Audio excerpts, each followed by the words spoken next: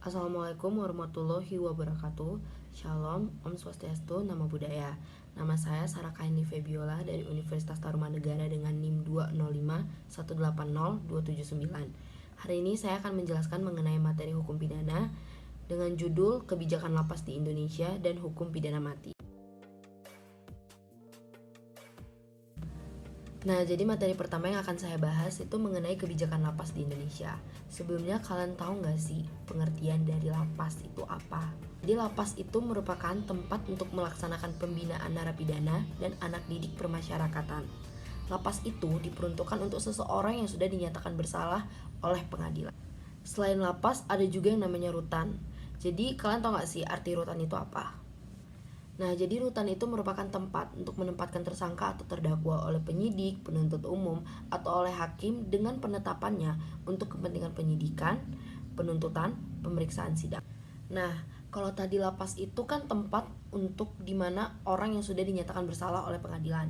Sementara rutan itu merupakan tempat di mana orang masih diproses dalam proses pengadilan. Lapas dan rutan itu merupakan institusi yang berbeda, tapi sama-sama mempunyai kerawanan timbulnya konflik antara penghuni yang satu dengan penghuni yang lain, dikarenakan lapas dan rutan itu merupakan tempat yang dihuni oleh banyak orang dengan latar belakang yang berbeda, sehingga berpotensi sangat besar untuk timbulnya keributan massal atau kerusuhan massal. Sebagai sistem dari sistem peradilan, pembinaan terhadap narapidana ini sangat kurang diperhatikan oleh pemerintah dan pakar hukum pidana. Padahal, pembinaan terhadap narapidana itu merupakan proses atau tujuan akhir dari peradilan hukum pidana. Rutan dan lapas itu merupakan institusi permasyarakatan. Nah, fungsi utama dari institusi permasyarakatan itu adalah keamanannya. Nah, persoalan keamanan dan ketertiban itu diatur dalam pasal 46 sampai pasal 50 Undang-Undang Nomor 12 Tahun 1995. Dalam pasal ini mengatur mengenai kewenangan lapas, petugas lapas, kelengkapan dan sarana dan lain-lain.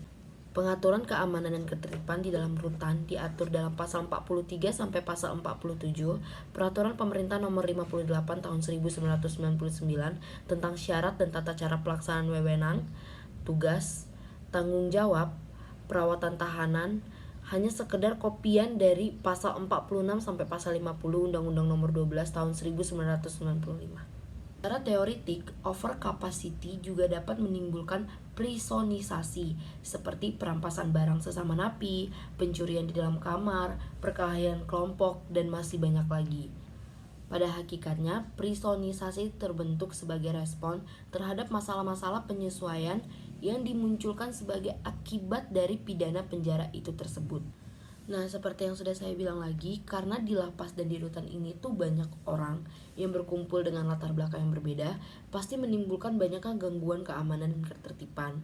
Nah, gangguan keamanan dan ketertibannya itu apa aja sih?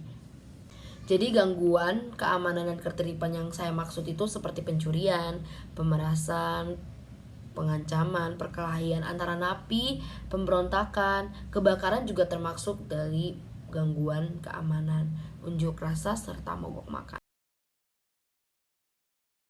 Nah, selanjutnya kita akan membahas mengenai kualitas dan kuantitas sumber daya manusia yang ada di dalam lapas atau rutan tersebut. Sebenarnya kuantitas dan kualitas yang kita bahas itu mengenai petugas lapasnya itu. Petugas lapasnya ini butuh seberapa banyak atau butuh yang seperti apa. Jumlah petugas yang ada di lapas itu sangat terbatas sehingga pidana penjara itu merupakan pidana yang bisa dibilang tidak murah karena kita membutuhkan sumber daya manusia yang cukup banyak. Kualitas yang kita bahas di sini tuh adalah kualitas dari petugas lapas tersebut. Sebagian besar petugas yang ada di lapas itu tidak mendapatkan pelatihan sehingga penerapannya menjadi tidak konsisten. Romli Atmasasmita pernah menyatakan pada diri seorang narapidana, selama dalam penjara jelas bahwa sikap dan nilai-nilai yang dianut seorang narapidana dalam konteks masyarakat narapidana akan secara serius menghambat usaha resosialisasi narapidana. Dalam kebijakan lapas juga diatur upaya revitalisasi untuk mengantisipasi persoalan kepadatan hunian lapas, dan yang paling mudah dilakukan itu adalah penambahan bangunan baru serta kamar-kamar baru dan juga penambahan petugas-petugas lapas.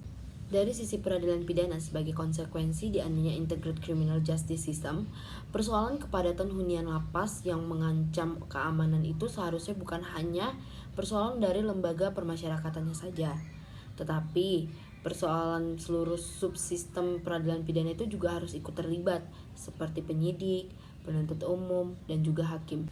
Dalam hal terpidana sudah menjalani pemidanaan, maka untuk mengurangi kepadatan hunian lapas dapat ditempuh dengan menyederhanakan hak-hak napi, seperti persyaratan pembebasan bersyarat, cuti bersyarat, atau cuti menjelang bebas. Nah, jadi itu merupakan materi mengenai kebijakan lapas di Indonesia. Kalau misalnya ada kekurangan atau ada kesalahan kata, mohon dimaafkan. Nah, selanjutnya kita akan lanjut ke pembahasan mengenai pidana mati. Nah, selanjutnya kita masuk ke materi kedua, yaitu hukum pidana mati.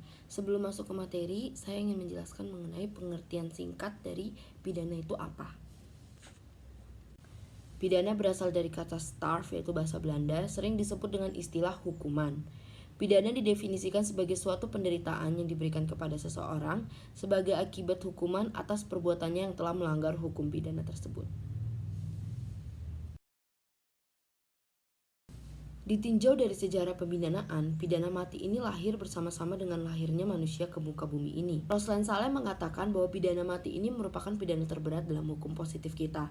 Bagi banyak negara, pidana mati ini hanya tinggal sekedar kultur historis saja, dikarenakan banyak negara yang sudah tidak mencantumkan pidana mati ke dalam kitab undang-undang hukum pidananya.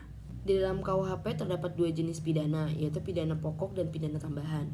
Pidana pokok itu ada pidana mati, pidana penjara, pidana kurungan, pidana bersyarat, pidana denda. Sementara kalau pidana tambahan itu ada perampasan hak-hak tertentu, perampasan barang-barang tertentu, dan pengumuman putusan hakim. Jadi pidana mati itu merupakan pidana terberat yang kita ketahui dalam sistem hukum pidana. Beccaria pada abad ke-18 mencela pidana mati dengan kasus Jan Coles yang dituduh membunuh putranya dan dijatuhkan hukuman pidana mati. Padahal yang membunuh putranya itu adalah orang lain. Jadi di sini bisa kita lihat bahwa jangan sampai pengadilan keliru dalam menjatuhkan hukuman pidana mati. Pidana mati masih diperlukan untuk menegakkan prinsip-prinsip keadilan. Ada kekhawatiran jika tidak adanya pidana mati, maka kejahatan akan semakin menjadi-jadi. Tapi, menurut beberapa orang, pidana mati itu melanggar hak asasi manusia. Dari dijatuhkannya pidana mati agar banyak orang yang takut melakukan perbuatan-perbuatan kejam yang akan mengakibatkan mereka dijatuhkan hukuman pidana mati. Ini kita akan membahas mengenai pandangan kelompok pro terhadap pidana mati ini. Menurut kelompok pro, pidana mati merupakan alat yang mutlak yang harus ada di masyarakat untuk melenyapkan individu yang tidak dapat diperbaiki lagi. Nah, menurut kelompok pro, ini merupakan tugas pemerintah untuk menertibkan ketertiban hukum.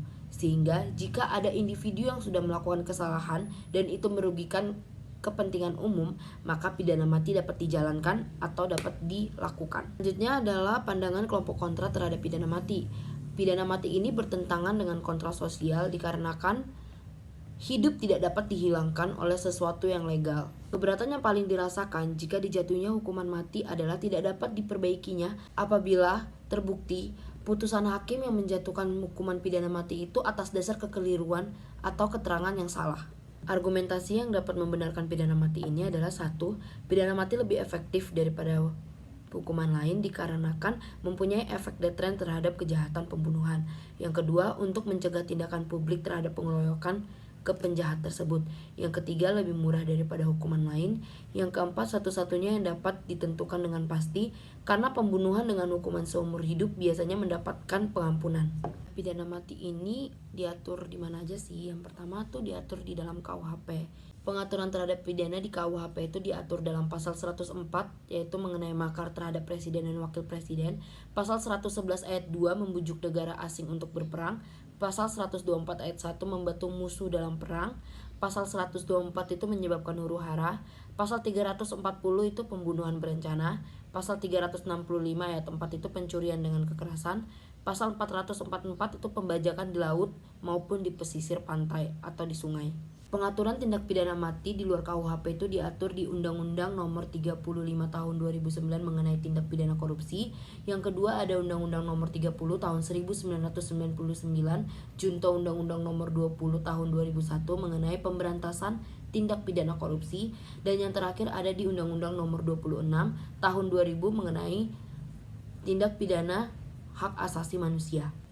Pasal 28 Undang-Undang Negara Republik Indonesia tertulis hak untuk hidup, hak untuk tidak disiksa, kemerdekaan pikiran dan nurani, hak beragama, hak untuk tidak diperbudak, hak untuk diakui sebagai pribadi di hadapan hukum, dan hak untuk tidak dituntut atas dasar hukum yang berlaku.